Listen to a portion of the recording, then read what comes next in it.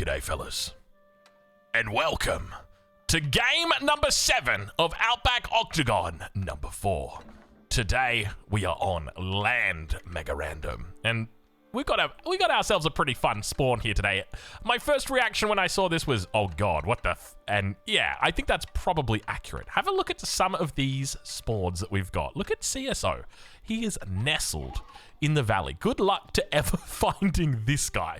This is the ultimate secret hideout right here. Anyway, let's get into it. Let's introduce our players. Not everyone's put down a town center just yet, but we're getting to that point. Spawning in the north of the map. Currently working through each of these points of interest one by one. He's got plenty of them up here. In the color purple, playing as the French. You may know him as a number of different names. The Wallalol God, Salami. But today, he is Corvinus 1, and he is on the French. To his south, in the green, playing as the Delhi Sultanate. Ladies and gentlemen, it's Avely. He's back once again. We got him. A little bit of king on king action. Don't mind if we do. We got two fine gentlemen out here just having a little bit of a fight. Outpost is going to come up. This is an important one. That's why they're fighting over it. It's a merchant camp. It's going to give you access to those resources, and that is particularly strong in these early stages. Got another nice little spawn down here. Let's introduce his first contender. Ladies and gentlemen, playing as the Rus in the color orange. On the east side of the map, we've got Core. He's back once again. I think he's made it to every single Outback Octagon. Now we've got a third king involved? No. Yes? No? That's a different king, right? No, it's not. It's Wham, excuse me. I thought it was a green king. It kind of looks like it's green to me. Is that king just got weird colors? Are you guys seeing that as well? It looks like he's cyan at the top and green at the bottom. All right, we got ourselves a little bit of a cancel coming through. Double scout, particularly powerful. And in the end, it looks like Core is going to start off with him with a little advantage. To Core's south in the color teal or cyan, playing as the Ayyubids, we've got Wham 01. To his south in the color blue, playing as the Abbasid, it's Baltoon. Aha, indeed. I love that voice line. That's my favorite voice line. Ah! It's when they finish a house. It's when a female villager finishes a house. She has a very strong reaction. Anyway, nestled in the valley, beneath the skies of blue, we've got CSO in the color pink playing as the Tughlag Dynasty. Indeed. Have a look at this position. Can we just check in with him? I just want to see his line of sight. What does CSO see? Dude, CSO? Actually, there's a way out right here. Never mind. There's a way in, there's a way out. There's an easy way in and an easy way out. He'll be fine. He'll be okay. I was really hoping that this was like completely closed off, but it's not. It's not. All right. Over on the west side, in the color red, playing as the Macedonians. This is actually the very first time that we see them in Outback Octagon, by the way. This is the 7th game that we're playing, and this is the first time we're seeing them. The brand new civilization, ladies and gentlemen, it's Vortex. And in the north of the map, in the color yellow, playing as the Mongols, it's Zertan. Welcome to Land Mega Random. A pleasure to have your company today. Now, I don't know whether or not you guys caught the last game that we casted. If you didn't, you may want to go back and watch it. It was not even arguably, just objectively, the best free-for-all game that has ever been played. From this position, we just go downhill from here, so don't expect to see the same level that we had in that last game, but do expect that you're still going to see greatness, okay? It's going to be good. But a game like that happens once in a lifetime, and it would be very rare to have that game happen, or those two games happen on the same day. We can hope. We got some quality players in here who I reckon can absolutely put on a show for us. So let's wait. Let's see. Perhaps we have something beautiful today. I'm going to be keeping my eye on CSO. You know, often when I look at these games, I start off by thinking, who's going to be in the best spot? Who's in the worst spot here? And there's players that look like they might be in a bit of a tough spot. People like Wham. He's got his back against the wall. He's got a good little spot, don't get me wrong. But the trouble that he's got is there's an angry neighbor to his north and there's no real way out. What does he do in the event that he needs gold and his opponent denies it from him? It's not like he's got other gold that's nearby. There's nowhere that he can run. So Wham, you're going to take my spot right here for hardest start. When it comes to who do we think is going to win, well, that's a different question from who do we hope is going to win, because right now I'm kind of hoping CSO's the guy that's going to win, because this is magical. If he can make this work, I tell you what, he's got the walls up towards the front. You could absolutely do something silly in here. Now, the trouble that you've got is you can't get too crazy. What I'm thinking about is like, what if you put a wonder over here? And then the truth is, it's like, well, if you do that, then they're literally just going to make a trebuchet, and like they could probably hit it from back here. Like, it's not going to happen. You can't put a wonder in the middle of the map. It's not going to work. But we can dream. We can dream. He may. Maybe he does. You never know. You never know. Anyway, age up starting to come through. We got Averley as our first age up. Let's check in over with him and see how he's doing. Dome of the Faith to start us off. Keep in mind, he's just playing the Delhi, the OG Delhi right here. Because this civilization, well, this civilization kind of needs sacred sites, and he's got one that's close by, so this is a great start for him. There are 3 sacred sites on this map. In fact, we've got quite a few things to talk about, a lot of points of interest. In fact, so many points of interest. Look at all these points of... What is going on? Why are there so many wolves? Somebody let the wolves out. Not the dogs, just the wolves. We got 2 wolf camps, 3 wolf camps. That's a lot of wolves, and the sheep are over here as well. More age ups on the way as well. Wham now going to be going up. Eco wing for Wham. Now, Wham's got everything he needs. That's the other thing to note. Like, as long as there's not a whole lot of aggression, he's okay for at least the first 15 minutes. The trouble is, that's not going to happen, is it? That's not going to happen. Core is going to look to try and be annoying early on. And we see the cancel come out. The Vils are going to try for a surround. Not able to find it, but the daggers do make connections. Let's check in on that south side. See how Baltoon is doing. Oh, there's more wolves. Why are there so many? He's killing the wolves with his town center. That is a giga strategist right there, but they just respawn. It's not like you're getting anything from it. Imagine if he was playing... it wouldn't work that way. Never mind. I was going to say, if he was playing OG Rus and you're just farming up the wolves. Look, they're really doing it. They're farming the wolves with the TCs. I feel like they've been here before. They know exactly how to play this. We're seeing this from multiple players now. This is starting to look good. Okay, second TC coming in from Vortex. Age up is through. He's going for Hippodrome as well. And I like the Hippodrome here. This actually makes a lot of sense in FFA. And the reason, in my mind, is got to be the Scout. The Scout giving extra torch damage to units is insane. That is such a good bonus for FFA. Like, the amount of times you're going to find value for that is it's insane. What more can I say? That's the only English word that I know to describe that situation. But... want to see some more insanity? Ladies and gentlemen, let me interest you in the very first real battle that we're seeing of the game, as Core is very committed to this specific strategy. He wants to shut down Wham completely, and to be honest, this is definitely the right call here. The trouble that he's got is that's a lot of villagers now. Is he going to commit 100% to this wooden fortress? We see him make a little bit of a movement away from it. Wooden Fortress going to get burned down. Core cancels, goes for a second one, and he can just keep messing with him right now, because look at the villager difference. You've got 8 villagers here compared to Wham, who's got 13 villas? Yeah, 13 villagers.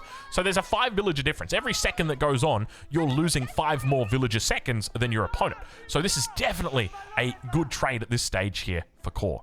He is enjoying life. That is definitely the case. So I think realistically, Wham just needs to try and get up an outpost right here, somewhere in this region, so that he can deny that from his opponent. Age up now coming through for CSO in the middle. He's already Castle Age. What a beautiful little position he's got. The castle on the hill right there. I mean, it's a house of learning on the hill, but we'll call it a castle on the hill. We've also got the first of the sacred sites being captured as we check back in over on that east side. Now, when it comes to aggression, we've got the hardened Khan that is out here from Zertan. He's not really looking to get aggressive, but as we see, CSGO, excuse me. I've called him CSGO so many times. CSO, who spots out all of the other kings and says, hey, I've got a pretty good spot here. I'm right in the middle, sure, but I've got defenses on every side. He's a happy camper. First sacred site now through for Averley. Down towards that south side, we continue to see these villagers fighting, and the longer it goes, the worse it gets, as now we've got ourselves a night out, and that's going to be one of the nails in the coffin here for Wham. You know, we called it early on. When it comes to difficult starts, this has got to be one of them. The fact that he's in the corner, it's a good thing in the sense that he's nice and safe and defensive. It would be great if Core wasn't here, though, because with Core being here, it just makes it so much harder for him. Knight's now coming out. His gold completely locked down. He's got nowhere else to go, no real way to get out of here. You can see the surround now coming through. He is being locked out completely. All he's got left is this little corner, this wood line. He's got Castle Age on the way. So look, that's definitely going to be an assistant to this. But as we can see, oh, villagers going to go down. That's one. A little bit too close for comfort. Does he get a second? No, he doesn't find the second. What is this worker elephant doing? What are you doing, you silly worker elephant? What are you doing? So, Core doing his best to make the start very annoying here for Wham. And to be fair, he's definitely hurting both of them. The trouble that I'm seeing right here is this is not going to be an easy kill on Wham. Like, to actually get the kill on Wham, you're going to need, at the very least, battering rams. You're probably going to need, like, a couple of knights to try and kill the king. It's going to take some time. And all you're doing is really just buying time for Averley. And Averley absolutely is the kind of guy who will make a conversion on that. So keep an eye out for that as a potential option. Farms now starting to come up here as well. Keshik's on the map. Now out towards Vortix's western base. All the villagers locked inside the town center. He doesn't have space for any more. And now that single villager going to be taken out. Unfortunate position here for Vortix up against the Mongols. Particularly powerful early on. And one thing to note, we're still in the feudal age here for Zertan, and we're still yet to put down a second TC. Recognizing, hey, you know what? We're kind of locked in the corner here. Maybe we got to get aggressive. And that's a smart move. Vortix nowhere near aging up, by the way. He is still in the feudal age, and the Keshik particularly powerful against any kind of Varangian guard sort of unit. Wham coming through with the age up now. He starts off with the Desert Raiders. He's going to make some battering rams to clear this, and this is such a smart move for Wham to invest down this route. Having access to just these free Desert Raiders that have already got the ability to make battering rams, it's such a smart move. So whether or not Core's going to be able to hold, we'll have to wait and see. No Castle Age through yet for Core, but he's definitely gunning towards it. He's got tickets in the bank. Sacred Site 2 now captured for our Delhi player. Meanwhile, we hear elephants being popped. The War Elephant coming out. Relics starting to get picked up here as well. CSO with 3 relics. We haven't actually talked much about relics in this game. We've got 1, 2, 3, 4, 5, 6, 7. They're all central. And he's got 3, and we know he picked up a 4th one. So I think we're just sitting at 11 relics here today, which is nice. It's good when Land Mega Random actually spawns the relics, because sometimes it doesn't. More units now starting to stack up over on this west side. Zertan picking a fight early on in this game. Core obviously right there with him as the Lancers, rather the Knights, try their best to take down the battering ram. Ville's going to be brought here as well. You can see he wants to try and get access to this gold again. He's got 3,000 left on it. Let's check in with one player that we haven't really looked at, haven't really thought about throughout this game. Someone in the north. Someone with 1, 2, 3 town centers, a guild hall, and an absolute dream. Keep in mind, he's playing as the French. And what do we know about the French? Well, they make villages faster than everybody else. Now, he's not the only guy that's making town centers and making villages. We've got other players as well doing the same thing. So this may very quickly become a battle of the North versus the South. I love the way that this map is playing out, though. The potential here is impressive. I think we're gonna have ourselves a good game. Core now aging up to the Castle Age. Matching Wham. These guys fighting it out. And just keep in mind, every second that this goes on, the better it gets for Averley. Averley with only the 2 spears at the moment. Not a huge amount of units on the field. Stonewall's going to start coming up for CSO. And the longer that this goes on for Vortix, I think the better it gets. He's on the 2 TCs, remember. So as long as he's able to survive, he's okay. He's not really being hurt that much. But keep in mind, he may have more than one neighbor. Obviously, we've got aggression in the north. But we've also got elephants in the south, and this is problematic. These numbers will continue to build. Baltoon in the south now aging up. Which wings has he opted for? Going for the culture wing now as well as the eco wing. No real surprise there. And now over towards that west side, we do see a little bit of a clash beginning. Meanwhile, Wham also returning the favor up against Core. He could be the first one that gets knocked out. Keshik number looking pretty significant. Adgurmid getting forced back by the archers. And Zertan definitely looking strong up against this 2 TC opening from his opponent. Camels together with the battering ram forced away from this position. Villagers going to try and get some siege in. Horse archer numbers starting to build here. It's up to 3. Springwood emplacements online as well, so it's going to be difficult to push this position. We hear those wolves just working it down. Elephant number is climbing. This is scary. First of the Tughlag forts. In fact, I think this is the first. We'll have to double check and make sure. Yes, we got the first Tughlag fort coming down. Which way is he going to go? Maybe Amir's for defense? No, that wouldn't make sense. Maybe the tech reduction? Oh, sacred sites and relics. That's the way I think he goes. Let's take a look and see which governor he goes. I'm going to guess the governor of Sehuan. Let's have a look. He could also do governor of Molten. or Multan, as it's pronounced, but we'll check in with him and see exactly what the play is a little bit later. Okay, these two over on the east have settled down, at least for the moment. Wham's been able to establish at least a presence outside his initial starting area, which is a good thing for him. This was not an easy win at all for Wham. So the fact that he's out here, it's a credit to his ability. He's a strong player. He's managed to get some more villagers out towards the middle. And in the south, Baltun continues booming. Our first player across the 100 villager count is going to be Corvinus 1 in the north of the map with 103 villagers already at the 16-minute mark. But will it matter? Will it matter? As CSO begins to make the march and look to claim the first scalp this game. That's a lot of elephants. We've got healers involved as well. Villagers going to get cleaned up here. Keep in mind, Vortex on 55 villagers. He's going to start losing these guys out now, down to 53. Over towards that east side, we've got walls starting to come up for Core. He's got a powerful little position here. Definitely didn't have to take this fight early on. And now, well, we've got trouble in paradise. You see, the good news is, for Wham, he's got his back to the wall, so there's no one that's really going to come in behind him and take him out. Of course, there is a player behind him, but whether or not they're actually able to hit him is a different matter. We got Ronin out right now. That's got to be Ronin right there. Indeed, it is the Ronin. What do these stats look like? Yeah, they're pretty meh. They're just kind of like a samurai with no armor. That's really what they look like. What else do they do? They've got to do something, right? Something exciting. Surely.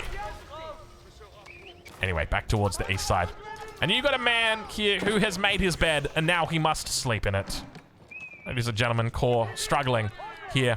I mean, to be fair, it's a 2v1. You would struggle as well. And it's not one of those intentional 2v1s. It's just a classic case of you spawned in the wrong neighborhood. We'll check in shortly with Core. You can see the king in the town center. The defense is holding for the moment. It's got a decent number of horse archers out, but looks like CSO may be claiming the first victim today. Unfortunately, it looks like Vortex on the Macedonian Dynasty is going to be our first one heading out today. Archers on standby, ready to focus down that king the moment it comes out. Good night, sweet prince. Vortex taken out. CSO, 1 kill.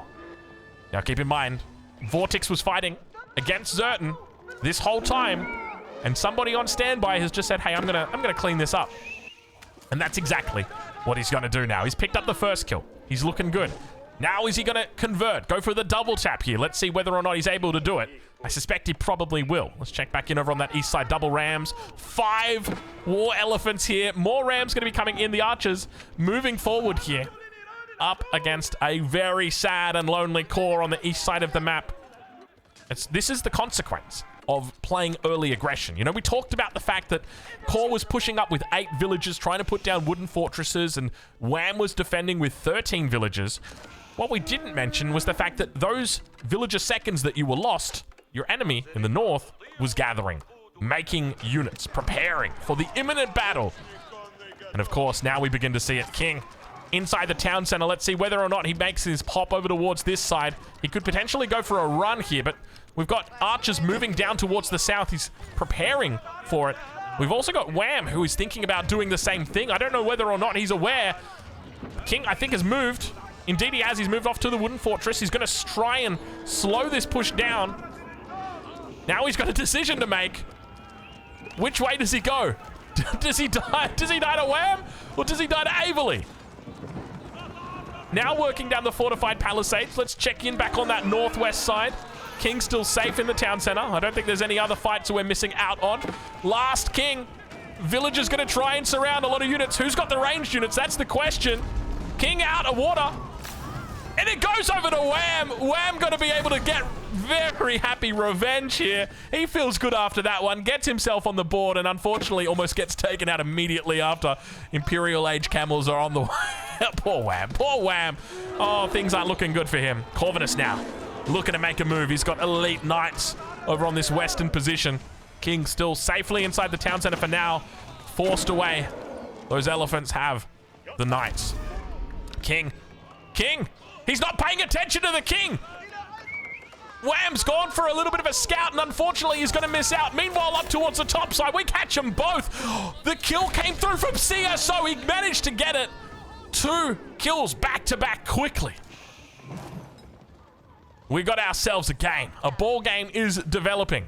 The kill denied away from Corvinus 1. CSO able to pick it up. Now, how's CSO doing on economy? We've got the second town center coming out here for him. It's only the 2 TCs. Tughlag a bad fort number. Building as well. Which way did he go? We'll take a look and see. He's gone with... Is that... Yes, so he's gone with the governor of Multan. Definitely makes sense in this situation. Let's check in on that top side. How's Corvinus 1 doing? He's doing very well up here. Question. Do you think you can fit a wonder in there? And are we going to find out?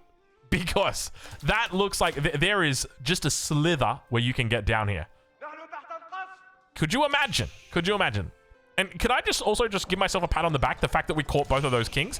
We may have missed a king earlier. I think it was in game 5. We missed the first king kill. I think it was Beastie. I mean, we kind of knew he was going to die.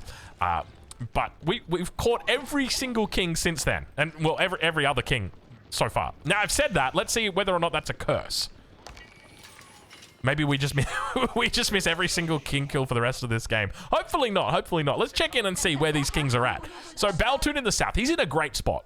He's picked up this kill over on Wham. Now, of course, I think Wham is just going to be happy that he was able to kill Core. Honestly, I would just be happy being able to kill Core. After what happened in that early game, oh man, that would feel so good from Wham's perspective. And like, he can die happily. It's one of those things where it's like, you know, the bad guy just like gets that shot off on the cop on his last day before retirement or something. Like, he just got it, and it just feels real good. Anyway, I don't know where that was going. Governor of Sawan coming in through here. This is a lot of units. I'll be honest, CSO's position, I don't know whether or not it's tenable. This could be tough. This could be really tough. There's a lot of units here. These are elite units as well. CSO still sitting in the castle age. Unfortunately, he went straight for castle, picked up relics, but I think the fact that he delayed the second TC may hurt him. He's going to try for a Wallalol here. Not going to be able to find any connections. Maybe a single. He gets a single camel. That's it. Drop the relic, pick up another one. Let's see whether or not you can do another. Elephants at the front, doing a good job of holding off the aggression, but there's just so much. There's so much, and that's the trouble that you've got. Meanwhile, over towards that east side, where's the king? King safely inside the main town center. Elephants, you can just hear them like sounding out the arena right now. There's elephants on every side of this map. But we're starting to see that blend happening where you've got north versus south. King just chilling for the moment. Complete cleanup coming through. Baltun looking very solid. I think Baltun may be in prime position here. The 4 TC opening into a kill on Wham, followed up by a potential kill on CSO. Makes you wonder how he's going to throw a game with such good positioning. We're seeing the Abbasids. We're seeing a theme here. Abbasid's kind of good in FFA. I mean, they've always been a good FFA civilization, but particularly good right now. Give them a little bit of isolation and they can make it work. But speaking of isolation, Corvinus 1 about to isolate out Averley here. Taking it down from 4 to 3. Battering rams potentially coming in for a little bit of an escort. Bill's going to get the repair off. King's still inside the town center. Let's see if he can get that escort in. No, those battering rams are dying very quickly. We've got Imperial Age from Averley as he tries to defend with the hand cannoneers. Meanwhile, camels together. Where's the king? There's the king. We didn't miss it. Don't worry. We gotcha. We gotcha. Corvinus 1 picks up the kill. And then there were 3. 24 minutes into this game, we are left with a 3-way. And boy, oh boy, it's starting to get serious. We can see more walls coming in. I think the most important thing now comes down to who gets this kill on CSO. Because the person who gets the kill on CSO... Oh, that's an interesting spot right here. The person who gets the kill on CSO is going to have that extra 50 pop because... Whoa. Hold your horses right there. He's going to go for a little bit of a run. Let's see. Oh, no. Oh, no. He's just doing his best to escape. He's keeping the king safe. Up on the stone wall for now. No ranged units here to stop him or pop him. At least not yet. Look at all the knights on standby. Hand cannoneers as well coming in the rear. I don't think he knows. Let's check in with him and just see. What does he see? He sees them starting to come around now. There's more units coming in on the bottom side. These are camel riders. They don't have that ranged attack. The king stands strong. Does Corvinus 1 see it? He spots an opening. He says, oh, look at that. Goody, goody. Let's go for it. Now sieging down the palisade gate. Their hand cannoneers could finish it right now if they wanted to. Corvinus 1 makes his way up towards it. He's got no choice right now. CSO stuck between a rock and a hard place. Hand cannoneers. 3, 2, 1. Good night. Corvinus 1 takes the 50 pop, and Baotoon comes up empty-handed as we are left with 2 behemoths. Once again, we are witnessing that north versus south situation happening here. The only difference is one of these players is not like the other. You see, Baotoon's got 250 pop, whereas Corvinus 1 is on 300. Now, that might not seem like a lot, but it definitely starts to add up. The primary reason why is you've got more military. And if we think about it in terms of military and the way that it works, right now Baotoon's at 167 and 83. So if we just add an extra 50 pop to Baotoon's military, you're sitting at 133. And that's a huge difference, 133 versus 83. It essentially gives you a critical mass that allows you to kill your opponent's army much faster. And because of that, that extra 50 pop might not seem like much, but it makes a huge difference. Now, camels up against elite knights of the French, together with the hand cannoneers. It definitely makes sense for him to be moving into hand cannoneers. I don't think he can play full knights from here. Baotoon, decent amount of resources in the bank as well. Let's check in with the economy and see how he's doing towards the south side. A big farming economy on this south side of the map for Baotoon. He's got plenty of resources as well. He's locked up. He's got all of the gates covered. Triple gate. You love to see it. You love to see a triple gate. So from this perspective, he is absolutely fine. It just really comes down to making sure that you're intercepting any siege that comes through or any villagers that are looking to build siege workshops. I think that's very important. And then the question becomes, how do you look to play this one out? The most important thing to remember here is that with that extra 50 population, you want to be forcing Corvinus 1, who hasn't added in that 50 pop just yet, but you want to make sure that he is always staying at a similar population to you. But now the camels making their way out. Big upgrades on these camels, by the way. 400 health. More of them rallying out. Hand cannoneers, the last line of defense here for Corvinus 1. Knight numbers starting to fall drastically. Corvinus 1 now adding in more houses up to 280 pop. I think the key here for Corvinus, and I think this is a mistake on his part, is just holding. You just have to hold, build up your villager count just a little bit. He's at 162 at the moment, so you can even push that higher. You've got 300 pop to play with. So you want to sit at 300 pop. You want to get ready to reinforce, and then you want to try and find that win condition. Whether that win condition is a wonder, whether that win condition is sacred sites. Either way, the most important thing to do is typically avoid fighting until your max population. Now, Corvinus is down to 210. This is a bad spot for him to be in, and this is just the consequence of this attack. He may have jumped the shark a little bit, thinking, okay, I've got an opportunity here to end the game immediately. And the consequence of that is he's overextended. He's lost his entire army, and now he's in trouble. Now, this is an incredible stone wall. If either of these players can find this, this is going to shut down so much movement throughout the middle of the map.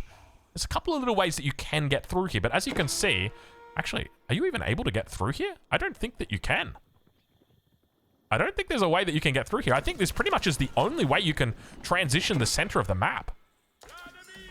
Now, of course, there's other ways that you can get around, right? Like, we can go over to this left side, but like, this wall has got one little opening. So if you can find this stone wall and put a gate in it, you will really control everything when it comes to this game. Corvinus 1, now with that forward base, getting denied. I think we can definitely say a little bit regretful about that early decision to go and attack, but he is rebuilding. That's the good news. Town centers, he's sitting at 3. He's pumped up villagers, still just sitting at 165 at the moment. Hopefully he starts, yeah, he's training plenty of vills, which is exactly what we want to see. At this stage, he's got the population space for it. Vills going for, look, you've heard of long distance mining before. This is ultra long distance mining. It's a completely different category of mining. Not as efficient as we typically like it to be, but still at the end of the day, you know, it gets the job done. Checking back in on that east side. Let's have a look at these economies, actually. You know, we haven't really talked too much about the economies and how they're doing. So for Baotoon, in the south of the map, he's sitting at about 8,000 resources per minute, which is a lot. That's a huge amount. You know, in 1v1, you're typically capping out somewhere in the 7,000 region. So he's well and truly above that. On the north side of the map, let's check in and see if we can find the farms here of Corvinus 1. He's got plenty of farms that are out here. He's got such a lovely base as well. Can I just say? It's a very nice base that he's got. 4,000, oh gosh, only at about 5,000, maybe 6,000 resources per minute. So quite a bit below where his opponent is. So the longer this goes on, the worse it gets for him. But the one saving grace he's got is that extra 50 pop. The trouble that he's going to have is Baltoon is building up a bank. And as long as Baltoon knows what to do, and in this situation it's quite simple, and he's doing the right thing. Bring Vils forward, drop a forward base, and try and keep the fight going as long as you can. That's what you want. You want attrition. And that's exactly what he's going to do now. Hand Cannoneers coming out. This actually looks like a good fight here for Corvinus 1. A lot of Hand Cannoneers is going to make this difficult for Baltoon. How does he go about defending this position? It looks like he's going to potentially lose this one out. We could be in for a long game right here, right now. These two look very evenly matched. Despite the fact that Corvinus 1 has got more population, he's definitely got a lot less economy, a lot less bank than his opponent. So how do you crack this Corvinus egg? There's a few ways into his base, but he's done a pretty good job in... Oh, hold on a minute. Hold on a minute. I reckon you can get through there, hey? Because he's got Vils up here. Do you guys think... Is that an opening? I think that could be an opening into the base. You could run 1,000 scouts through here. I think you could do that. Let's check in on that south side, though. How's Baltoon doing? He's not really gathering a lot of stone. And that's another thing to note, that in this situation, you probably want them to be gathering up the stone. Well, I'm looking at the in-game chat at the moment. I don't know if that's what that's showing. Give me a second here. Sorry. I'm just going to go into OBS and just turn off the chat. There we go. Sorry. So we can't see the chat between these two. But to be fair, there's probably not much chatting going on, right? Normally we just keep the chat up just to show coordination, call-outs, that sort of stuff. So they're pretty much just going to be saying GG at this point. All right. Corvinus 1, big army. This is what he should have waited for the first time. Now he's looking a little bit more scary. Reboldaquin coming out as well. They're going to get focused down on the back. He doesn't move the Reboldaquin back. There we go. Second one now going to be pulled back. And you can see the range units trying to get past, brought into the range of the Hand Cannoneers. It's so important to have these Reboldaquins. They're just such an important component of these late game armies. And now Corvinus 1 looking very good. Exactly what he needed to find at these late stages of the game. More knights now being added in. Corvinus 1 going through the pass. Plenty of units out for him. Battering ram about to get cleaned up. And a huge amount of coverage. Have a look at the coverage that he's got on the south side here. Baltoon going for some interesting walls. So just really looking to try and control the narrative and make sure that there's not going to be a threat coming in from angles he can't control or he can't see. He just wants to try and keep it, you know, locked into mid, which definitely makes sense. But this is an expensive wall that you've got. And I think if he'd done a little bit more scouting, you probably just could have come up and, you know, thrown an outpost or two along this wall here. Maybe even just finish this wall off. I don't know whether you can finish it. You could probably just drop a stone wall somewhere along the edge there. Now, the army continues to progress down. Corvinus 1 with a massive amount of units here. Hand Cannoneers on the back. How many are we talking? We're talking 44 Hand Cannoneers here, which is absolutely lovely. And this single Reboldaquin just waiting for its opportunity to fire. Beautiful control. Look at how far back he's keeping the Reboldaquin. Baiting forward all of these camels. Corvinus 1 absolutely eating alive the camels of his opponent. And looks even better as Baltoon now drops to 210 population. One thing to note is there's no siege out here in the form of bombards, battering rams, anything like that. So you're never going to be able to get through these stone walls. Or at least it's going to take some time with a single Reboldaquin to do it. But back towards the middle. Corvinus 1 could be setting up for a potential sacred site victory. Now, this is a bit more of a balanced map when it comes to sacred sites. One thing to note is this sacred site in particular will be difficult to hold. So I think it's going to be a classic case of wall in this one, and stick your army over here, and hope that your opponent is going to be able to, well, focus on that one sacred site. That's typically how it goes. Corvinus with not a whole lot of gold in the bank. Let's check and see. How's that guild hall? He's actually just pulled all the gold out of the guild hall probably maybe 3 or 4 minutes ago. So he's lost out on a lot of it. I guess that explains where this army came from. But Baltoon, he's got a lot of resources in the bank still. He's spending through it, though. Looking to add in even more units, and I think he might have the numbers at this stage. Corvinus 1, a distinct lack of frontline here. Camels now working down. More and more units. Hand Cannoneers retreating back. A single Reboldaquin to help defend. Do not lose the hand cannoneer mass. Incredibly important he gets out of here alive. Trying to retreat back towards that keep. More horsemen now coming out. They've got their elite upgrades, so they should be able to hold the line at least for a little bit. But this is definitely a victory for Baltun. Though the fact that Corvinus 1 kept the hand cannoneers, it's also a really good thing for him. So now that the pass has been secured, Corvinus is over on the other side of the map. Where do we go from here? Oh. Oh. Ooh. What's the play? Is he thinking about doing a run-by? I mean, Corvinus has got this pretty well locked down. He's got an internal set of walls. Yeah. So an internal set of walls makes it very difficult to attack this. There's only one thing that he needs to know, though.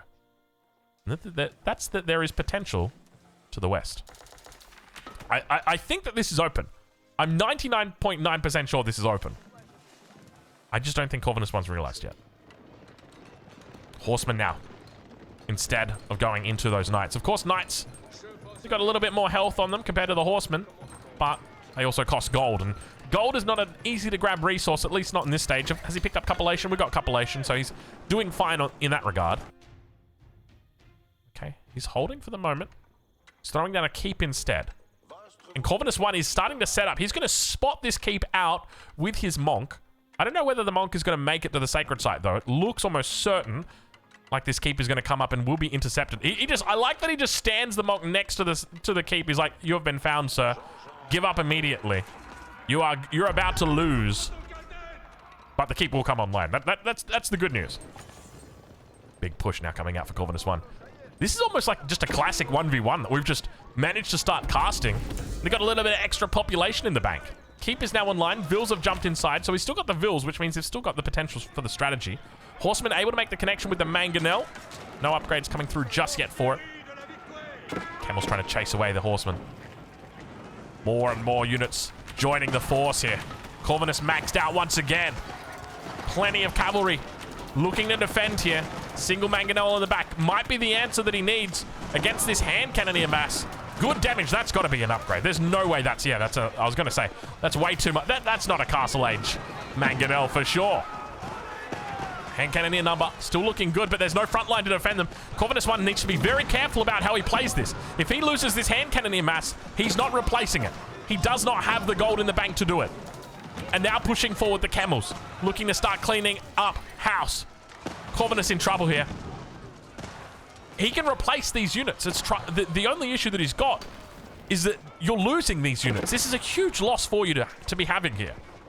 It's one of those things where I think he needed to reinforce the position a little bit sooner and try and get out a little bit earlier.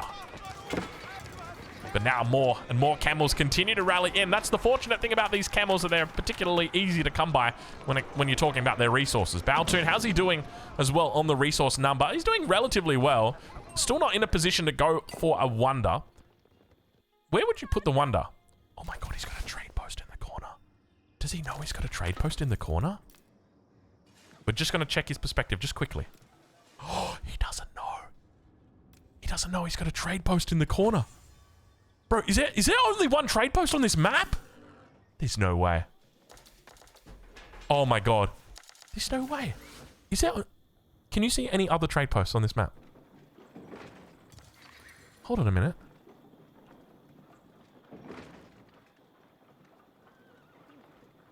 I'm looking.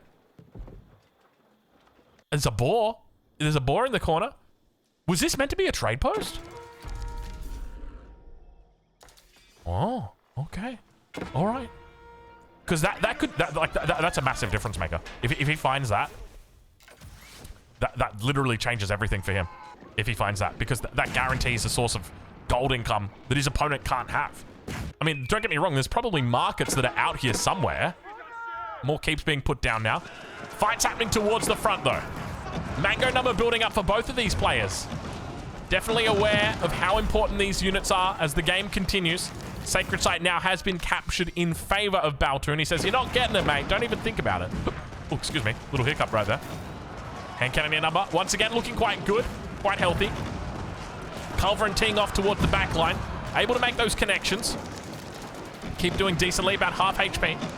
But once again, Baltun able to overcome the difference here.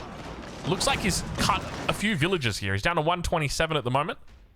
Actually, I think he was always around that number now that I think about it. But once again, able to reinforce his position. I can't believe that, dude. Can you imagine having a trade post? And that's not a market. I mean, there's markets. Don't get me wrong.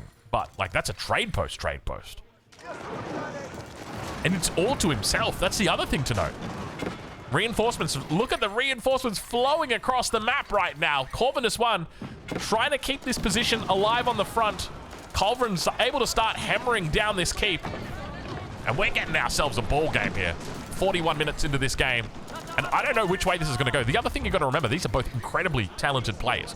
Corvinus 1, the best FFA player when it comes to the ladder. If you were to look at the ladder right now, I guarantee you he's position number 1. Either that or there's probably like a point trader that's number 1. It's one of the two. Whereas Baltoon, just incredibly competent player. Not well known in the FFA land. Actually, no, he is, isn't he? I think Baltoon's actually rated quite highly in FFA as well, if I remember correctly. I'm pretty sure he's up there on the ladder. Either that or team games. It might be team games, actually. I think he's... Yeah, I remember I checked a ladder and I'm like, what the hell? Why is Baltoon number 1? He's like number 1 or number 2.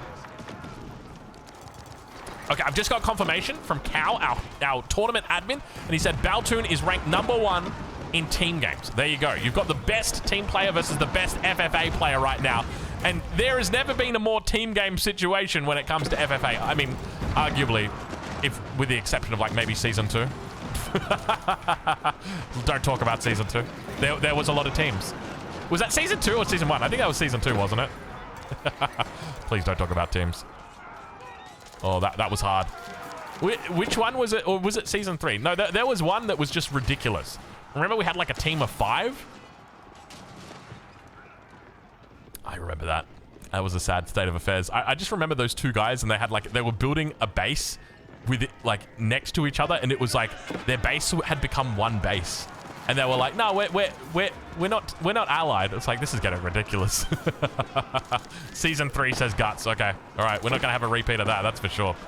All right, Mango's are positioned well towards the back. He's looking to try and take these camels down. Horseman number starting to build for both of these players. Keep in mind Baltoon, that he's just resorting to horsemen because he can't afford to make anything else. Starting to lose out more. That economy from Corvinus is starting to kick in here. He's sitting on a decent amount of gold income as well. He's still out here gathering up plenty of gold. Baltoon as well. Doing a decent job. Actually, where is Corvinus gathering his gold from? How is Corvinus getting... Corvinus has got 2,500 gold coming through. There's got to be an answer. We'll look for it. Horseman coming through. He's now starting to flex that population space that he had earlier. That extra population space is starting to make a real difference here. You can now start to see the way that he's utilizing it. He's got these units over, sieging down while the fight's still continuing. Needs to make sure he doesn't lose these mangoes. This is an expensive loss here. He'll be able to replace them, but still, you want to avoid losing them. And now more and more cavalry continues coming through. He's got to focus on just keeping things sieged down the way it should be. There's plenty of gold still out on this map. Relics locked in as well. Baltoon managing to do a decent job on defense. We could be in for a long game right here. These two players appear to be very evenly matched.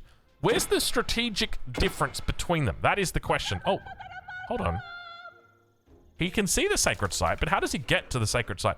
Oh, you got to go down here to get to this sacred site. I think that's how you do it. I don't think you can get it through over on this side. You can see the monk just standing there idly looking up at the mountain that he wishes he could climb. Unfortunately, unable to do it. The rocks too thick. The incline too steep. More units now. Rallied once again in for Corvinus 1. He's still sitting on 2.3k gold. Where's the gold coming from? He's got to be gathering somewhere. I don't see it though. Oh, he's here. Oh, they're teaming. Sorry. See, it's season 3 all over again. Oh, I got a bit scared there. They're teaming. Somebody stop them. Okay, there we go. It's all right. They sorted it out. Corvinus now gonna evacuate.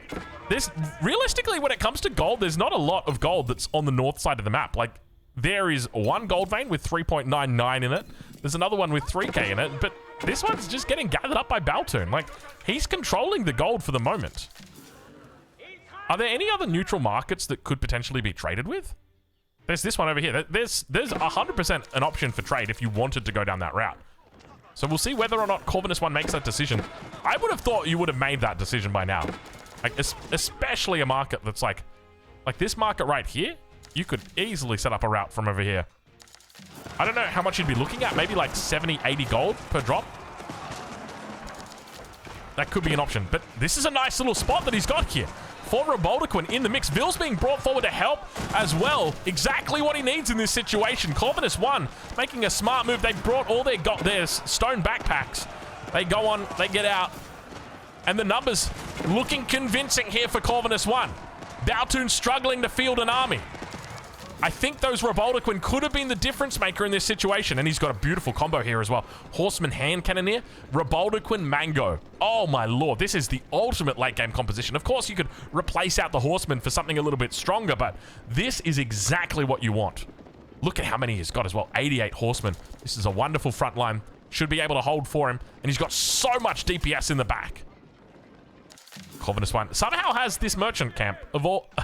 How does he have this merchant camp? It's literally outside your base, Baltoon. How long has he had this? That is a curious point of interest. It's an interesting point of interest. Sorry, I had to. We got to do it. All right.